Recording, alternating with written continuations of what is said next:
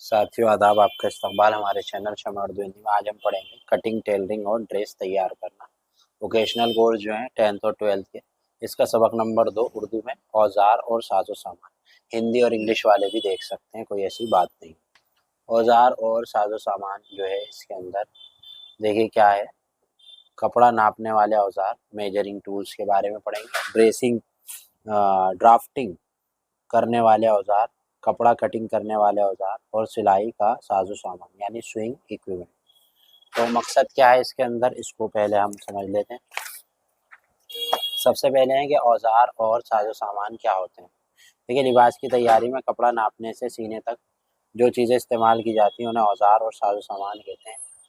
इनके इस्तेमाल में काम में आसानी पैदा हो जाती है और जो लिबास तैयार होता है उसमें सफाई और खूबसूरती होती है।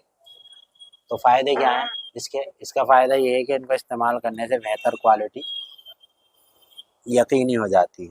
ठीक है, काम में सफाई और तरतीब हो जाती है। सबसे पहले स्केल, कि ये कई चीज़ें मसलन इस स्टील, लकड़ी और प्लास्टिक का बना होता है। ये सीधा और चपटा होता है। इसकी एक साइड पर इंच और दूसरी साइड में सेंटीमीटर नंबर दर्ज होते हैं, जैसा कि आपने देखा। इसके बाद है एल स्केल होता है। आप देख सकते हैं अपनी स्क्रीन पे, इस तरह का स्केल जो होता है ये एल स्केल कहलाता है। ये भी स्टील, प्लास्टिक और लकड़ी का बना होता है। ये इंग्लिश के लफ्ज़ एल की शक्ल में होता है। इसके छोटे पेपर पर 12 के नंबर लिखे होते हैं और बड़े पेपर पर 24 नंबर लिखे होते हैं। ये ड्राफ्टिंग करते वक्त वाकई यानी घड़ी और उमूदी यानी बड़ी दोनों तरह की लाइनें खींचने का काम आता है। साथ ही दो मुतवाज़ी लाइनें खींचने का भी काम आता है। फिर उसके बाद है लेग शेपर। ये लेग शेपर होता है, इस तरह से आप देख सकते हैं। ये भी बड़ी, ये या तो ये लकड़ी का बना होता है प्लास्टिक का। इसकी लंबाई 24 से 30 होती है। इसका एक छोटा सिरा 3 चौड़ा होता है और दूसरा सिरा 1.5 चौड़ा होता है। इस पर भी इंच और सेंटीमीटर दोनों में नंबर होते हैं। ये सीधा नहीं होता बल्कि थोड़ा सा कम लिए होता है। ये पतलून और कोट की आस्तीन की शक्ल देने के लिए इस्तेमाल किया जाता है। इसके बाद आता है टेलर्स आर्ट कर्व। कर्व्ड इस तरह का होता है। ये लकड़ी, प्लास्टिक या लोहे का होता है। ये भी एक तरफ से एल की शक्ल में होता है और एक साइड में 1/6 और दूसरी साइड में 1/4 के निशानात होते हैं। इसके बाद है शेपर। मुख्तलिफ किस्म के शक्ल्स के होते हैं। इसमें कुछ इंग्लिश के लफ्ज़ एस और कुछ यू की शक्ल के होते हैं। इन्हें फ्रेंच कर्व के नाम से भी जाना जाता है। अमूमी 1 सेंटीमीटर से में 12 सेंटीमीटर का होता है। इसके बाद है भाई ट्रेसिंग व्हील। ट्रेसिंग व्हील ये एक हैंडल वाला पहिया होता है जिसके किनारे आर्मी जैसे दांतेदार होते हैं। इसके ज़रिए पैटर्न के कपड़े पर निशान लगाए जाते हैं। इसके अलावा कपड़े के ऊपर वाले तह से नीचे वाली तह पर भी निशान डाले जाते हैं। ये सूती, रेशमी और सैंटी कपड़ों पर निशान डालने के लिए इस्तेमाल होता है। ऊनी कपड़ों पर भी निशान नहीं डाल सकते। अब है inch tape of measuring tape. ये कपड़े या प्लास्टिक का होता है। ये 60 लंबा होता है। इसके सिरे पर 3 के दांत और प्लॉट होते हैं। दूसरे सिरे 1.5 धात के प्लेट होते हैं। 3 वाली धात की प्लेट लंबाई नापने के लिए होती है, जबकि आधा वाली प्लेट चौड़ाई और गले और मूंढने की गोलाई नापने के काम आती है। इसकी एक साइड पर इंचों के, दूसरी साइड में सेंटीमीटर के निशानात होते हैं। अब इसके बाद जो है कुछ सवालात हैं मतन पर मबनी, इसके जवाब आपको देने सही या गलत हैं। इंच टेप की आधा वाली प्लेट लंबाई नापने के लिए इस्तेमाल की जाती है, गलत। एल स्केल की ड्राफ्टिंग करते वक्त इस्तेमाल किया जाता है, सही। वक्त बचाने के लिए औजारों का इस्तेमाल किया जाता है, सही। पतलून को शेप देने के लिए स्केल का इस्तेमाल किया जाता है, गलत। कर्व वाले को इस्तेमाल किया जाता है। कपड़े की एक तह से दूसरी तह पर निशान डालने के लिए ट्रेसिंग व्हील का इस्तेमाल किया जाता है, बिल्कुल सही। अब है कपड़े काटने के औजार, कटिंग टूल्स भी कहते हैं। काटने के औजार हैं। ड्राफ्टिंग के औजारों के बारे में पढ़ने के बाद आए और ड्राफ्टिंग के औजार के बारे में पढ़ें। जैसे शेड्स, ये 10 से 15 इंच की कैंची है जो अमूमन मोटे कपड़े को 6-7 तह को एक साथ काटने के लिए की जाती है। शेड्स एसी के तो कपड़े बहुत आसानी से काटने में मदद करता है। ये 10 से 12 इंच की कैंची होती है जो कपड़े को आसानी से क्या कर लेती है, काट देती है। देखिए इस तरह की होती है, मैं कैंची भी दिखाऊँ। और इन्हें हाथ में बहुत कम उठाना पड़ता है। इनका हैंडल इस तरह बनाया जाता है कि एक अंगूठे फंस जाए और दूसरे 2-3 उंगलियां फंस जाए। और कैंची का निचला हैंडल बिल्कुल सीधा होता है और ऊपर वाला हैंडल एक खास जाविये यानी एंगल पर।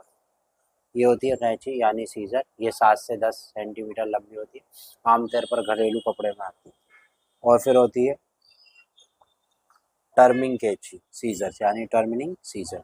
ये 4 से 5 मिनट लंबी होती है। कपड़ा सीते वक्त या सिलाई मुकम्मल हो जाने के बाद इस्तेमाल की जाती है।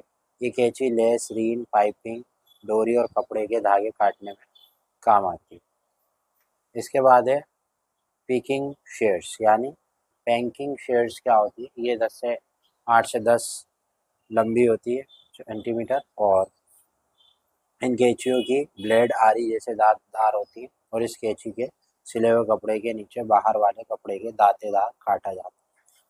धागे फूसड़े ना निकले। इस कैंची से काटने के बाद कपड़े के किनारों की शक्ल जिग जैग हो जाती है। आमतौर पर औरतों और बच्चों के तैयारशुदा कपड़ों के किनारों को जिग जैग शक्ल दी जाती है। बटन वाली कैंची ये भी होती है। ये कैंची काज बटन काटने के लिए की जाती है। अमूमन 4 से 8-6 सेंटीमीटर लंबी होती है।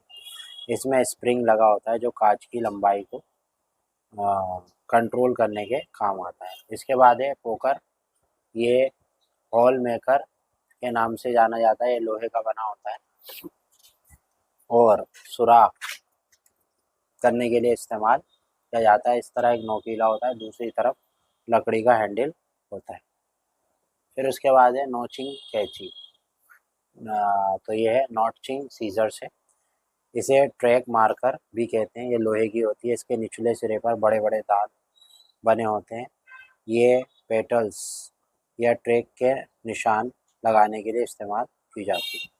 इसके बाद है खाली जगह जो कि आपको भरनी है। इसके आखिर में मैं आपको जवाब दिखा दूंगा क्या क्या है। अब है सिलाई के साजो सामान। सिलाई के लिए क्या क्या साजा, मशीन की सुई और हाथ की सुई। मशीन की सुई जो होती है उसके बारे में लिखा हुआ है कि मशीन की सुई जो है सपाट सुराही वाली सुई फ्लैट इस तरह की होती है। इस किस्म की सुइयाँ एक तरफ से सपाट होती हैं, दूसरी तरफ से गोल। ये आमतौर पर घरों में इस्तेमाल की जाने वाली मशीन होती है। और गोल सिरे वाली सुइयाँ राउंड हेड सुई जो होती है, ये गोल सिरे वाली आमतौर पर पावर से चलने वाली मशीनों और कारखानों में इस्तेमाल की जाती है।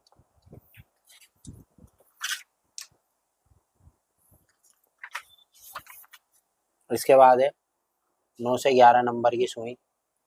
ठीक है, ये एक सबसे अच्छे किस्म की एक बारीक सुई होती है और अच्छे नाजुक कपड़े सीने और कढ़ाई करने के लिए इस्तेमाल की जाती है। 12 से 14 नंबर की सुई जो होती है ये थोड़ी मोटी और बड़ी सुई होती है। अमदा, केली, गोज, लेंस, सूती और रेशमी कपड़ों के लिए इस्तेमाल। 15 नंबर की सुई, ये सुई कैम्ब्रिज, आरकैंडी और वाइल जैसे कपड़ों को सिलाई होती है। 16 नंबर की सुई आमतौर पर हर तरह के कपड़ों को सीने के लिए इस्तेमाल की जाती है। 18 नंबर की सुई, ये अमूमन मोटे कपड़े मसलन चेन्स, टेसर, कार्डरोई और ऊनी कपड़ों के लिए इस्तेमाल किया। 19 नंबर की सुई, ये सुई पैराशूट और क्यून जैसे कपड़ों को सीने के लिए इस्तेमाल की जाती है। इसके बाद है 12 से 24 नंबर की सुई। ये बहुत मोटी सुई होती है। ये आमतौर पर कारखानों फैक्ट्री में इस्तेमाल की जाती है। इन सुइयों को तारपोलिन और पानी में भिगोए बगैर यानी बगैर शेविंग किए हुए कपड़े सिए जाते हैं। हाथ की सुई यानी हैंड नीडल्स। हाथ की सुई होती है, इसमें कुछ लंबी होती हैं, कुछ छोटी, कुछ मोटी, कुछ बारीक। छोटी मोटी और सुइयां मर्दों के मोटे कपड़ों को कच्चा करने के लिए और किनारों की तुरपाई करने के लिए इस्तेमाल की जाती है। अब हाथ की सुइयों में एक ज़ीरो यानी 1 नंबर की सुई जो है ये मोटी सुई होती है। ये सूटकेस और बैग वगैरह सीने के लिए इस्तेमाल होती है। 2 से 3 नंबर की जो सुई है ये भी मोटी होती है। ये सूटकेस, बैग वगैरह और लिहाफ के तागे वगैरह के लिए और चमड़े वगैरह के लिए इस्तेमाल की जाती है। ठीक है भाई। इसके बाद है हाथ की सुई 2 से 3 नंबर की होती है। सुई पर्दे, सोफे और गोर और गद्दे वगैरह सीने के लिए इस्तेमाल की जाती है। 4 से 5 नंबर की सुई है। ये सुइयाँ मिलिट्री यूनिफॉर्म और मोटे ऊनी कपड़े के लिए इस्तेमाल की जाती है। 6 से 8 नंबर की सुई है। बारीक और लंबी सुई ने सूती और रेशमी कपड़ों की तुरपाई करने के लिए। और 9 से 11 नंबर की सुई हाथ की जो है ये बहुत बारीक और नाजुक होती है, शिफाइन, नायलॉन और ट्रिलेन कपड़ों के लिए होती है। 11 से 12 नंबर की सुई होती है। ये इनके नाके सुनहरे और सुइयां बारीक होती है। और थंबल ये सिलाई करने के दौरान उंगली जख्मी ना हो इसके लिए होता है। ठीक है, इसे गुस्ताना भी बोलते हैं ना, इस तरह का होता है। इसको उंगली अंगूठे में लगा लेते हैं। आपने क्या सीखा, ये अमली काम है। और इसके बाद जो 2.2 के जवाब देगा, पहले में काज, दूसरे में होल लेकर, टैक्स, चौथे में ये और पांचवें में तकलीफ। तो आप ये भर लीजिएगा। उम्मीद है सबक नंबर 2 भी आपके समझ में आ गया होगा। अगर समझ में आया तो वीडियो को लाइक शेयर सब्सक्राइब जरूर करें, हमारे साथ जुड़े रहें। शुक्रिया।